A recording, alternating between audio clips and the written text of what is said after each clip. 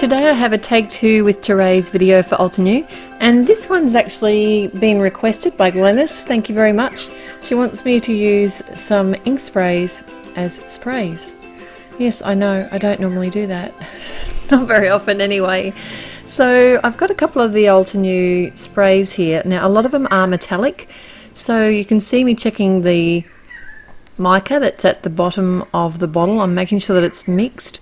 It's best to swirl your mica to mix it, and when you store these ink sprays you need to lie them on their side because the mica can get inside the spray nozzle and clog. Now I'm spraying these directly on some neenah 80-pound cardstock, and it's tolerating it very well without too much warping. I've used sea glass and frayed leaf and just sprayed them directly, but then I thought it needed some spatters. So I came in with the frosty pink and it just wasn't bright enough for me. So then I grabbed the coral berry and I think that looked heaps better. Now I'm just spraying this in an old pizza box. I think I had some supplies delivered in this. It's not like a used food box, but you could use anything like a shoebox, whatever you have on hand. And while that panel's drying, I'm going to start working on my first card.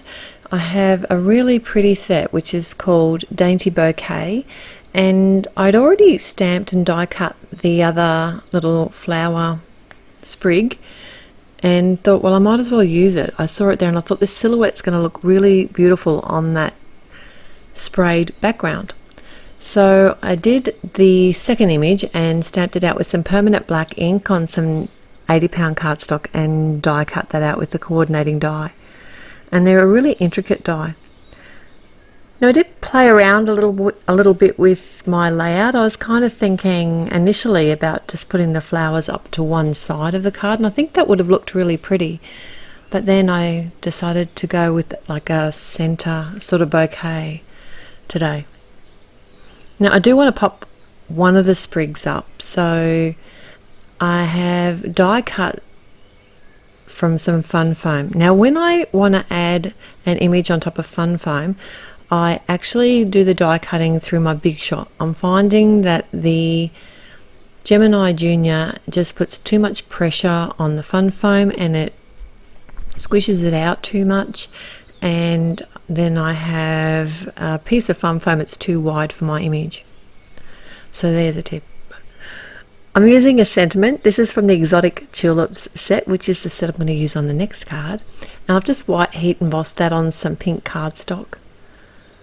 And I'm so glad to be able to use the fun foam technique here with this floral sprig, because that would have been such a pain and I would have had to pop it up because I really needed that extra height on my card. I would have had to do it. And cutting tiny little pieces of foam tape would have done my head in.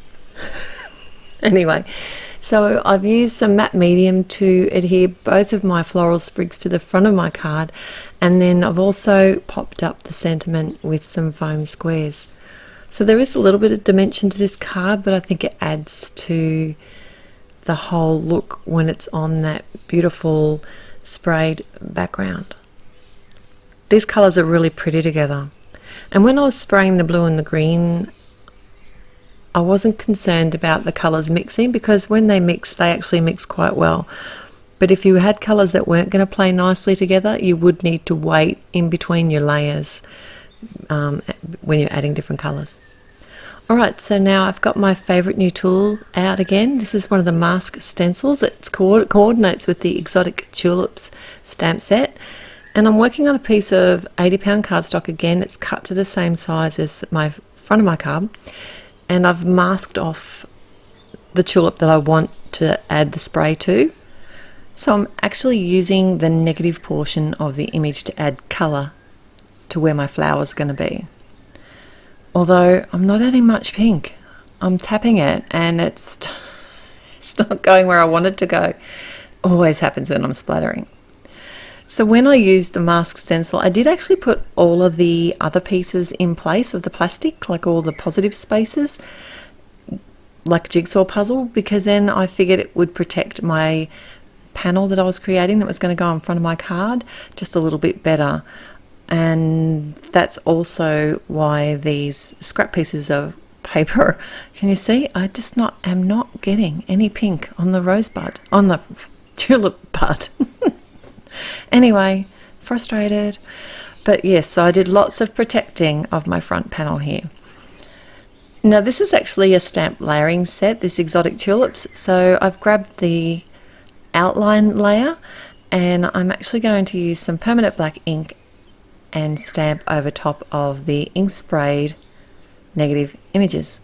I did wait for the ink spray to dry before I did this stamping. So these are going to be on the front of my card. I also stamped out some of the images on what was left of the spray panel that I used initially. And I did actually stamp these images a couple of times just because I was stamping on the ink spray. It actually stamped really well though. Now I'm back to the panel that's going on the front of my card, and I'm using the positive portions of the mask stencil. Now I'm loving these mask stencils. I'm using them on every card. And I've got my jet black ink and I'm splattering the background. And I'm doing big splodges. Luckily, that's where one of my flowers is going to go.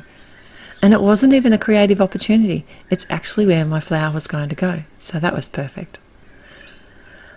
I also decided to stamp out my stems at this point, and I couldn't work out where the other stems were going to be, so I did actually die cut these other images out, so that just helped me work out which way my stems were going to face on the card front. So I took a sentiment there from the Weekend Doodles stamp set and stamped that with my Mini Misty. I've added the panel to the front of a top fold card, and now I'm just popping up the tulips.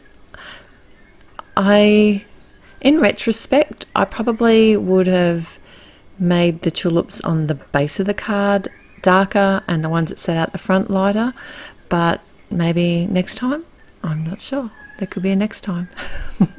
And I'm just adding an enamel dot from the Red Cosmos set, and it's a heart enamel dot, and I thought that went perfectly with the sentiment.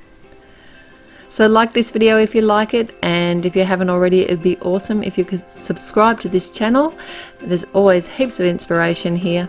Until next time, bye.